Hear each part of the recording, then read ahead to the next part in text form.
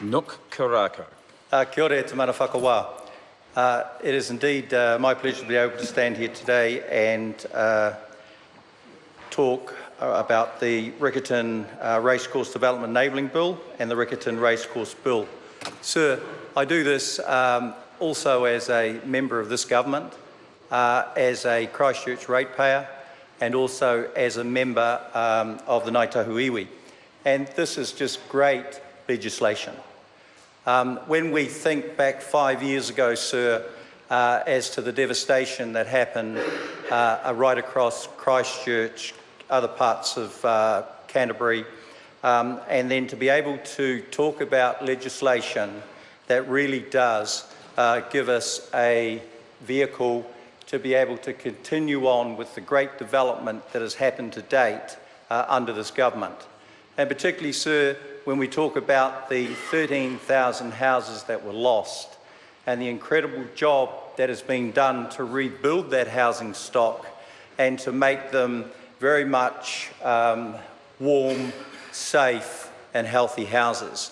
So the other thing is that just listening to a couple of the speeches from the other side of the House leading up to mine, in some ways I congratulate them, but others in some of the discussion is that the glass is half empty. I want to talk about the fact, sir, that the glass here is very much half full and continues to be topped up all the time, particularly with this legislation. Sir, when we look at these two bills, I think the important thing, and it follows on from my speech 2 weeks ago now around the Christchurch Regeneration Bill. And sir, I talked about kotahitaka.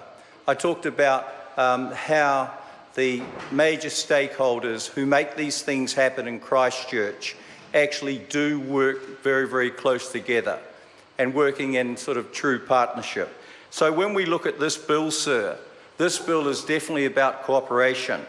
It's a cooperation with the Crown, it's a cooperation with the Christchurch City Council, and it's a cooperation, sir, with the Ngāi Tahu Iwi, and also Riccarton Racecourse. And so in that sort of cooperation, what are the benefits then? Is that, and what does it bring? So what it does is that it paves the way for a really exciting, innovative new housing development in Christchurch. That's what it does. And then the other part of this is, so what do those stakeholders actually bring to this development through this legislation? So looking at sort of the racecourse, the Riccarton Racecourse first of all, sir, what they bring, sir, is the land. And so in doing that, that will be able to ensure, sir, that they actually are able to generate income as well. The next one is the Ngāi Tahu Iwi. And the Ngāi Tahu Iwi, sir, is through their property company. What they will bring, sir, is specialist knowledge within the property development. And what that does in turn, sir, particularly for iwi members, is that it generates the income for those iwi members. It generates more income for them, which gives them more education, scholarships. It gives them more access to the fine saving scheme that they have called Whairawa. All of these sort of incremental value things, sir, that is done through the various subsidiary companies of the iwi. And the other thing, sir, is that it also, the benefits that it brings to the Christchurch City Council and also to the Crown itself. But when looking at sort of the Christchurch City Council and then looking at the people of Christchurch themselves, sir, what this does is that it will give another 600 houses within this development. But the real unique thing about this development, sir, is the fact is that within it, they're able to include something that is actually possibly in some of the other developments has been very difficult to achieve. And what I'm talking about here, sir, is about affordable housing. And within this development, sir, which as I say is very unique, is the fact that within the 600 houses, there is going to be a minimum of 180 houses that are actually going to be classified as affordable housing. And that classification works, sir, and the fact is that in practice, this means that the houses need to be priced below $450,000, and then they are only for first-time home buyers that can actually access the government scheme, First Home Scheme. So it all sort of really connects together on moving forward in partnership. To me, though, sir, this legislation also allows for, as the previous speaker said from New Zealand First, it actually allows for a template to be developed by where we have legislation that allows land to be actually released, because originally it's actually tied in with these ancient laws as about land use.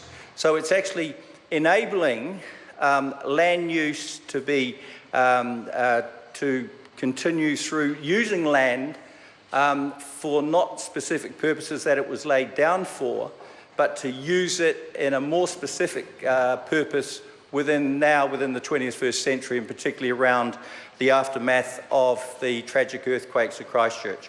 So I think that this bill really does define the way forward, particularly with healthy homes. It goes forward, sir, around particularly when we talk about treaty settlements and what could be when we look at the template that it's developing. Ngāi Tahu also have the RFR, the right of first refusal, and so they're able to sort of work that through, sir, where they are contributing to this sort of development using that RFR process. The other part is around those businesses, particularly the Riccarton Racecourse, being able to sort of shed some of that land, and even though keep the original intention, which is the racecourse itself, but then to be able to use a large part of that land for development, social development, particularly within houses. Sir, these bills are indeed part of an excellent process which is freeing up land for economic development in Christchurch and letting Riccarton Racecourse secure their own future through the assets they already control, and bringing in those partnerships, sir, that I've talked about. This is great legislation. This is really a way forward. It's an excellent template also for the future of freeing up land to do such excellent work as this legislation will allow it to do. Sir, I have no hesitation, and I'd like to commend this bill to the House. Kia ora.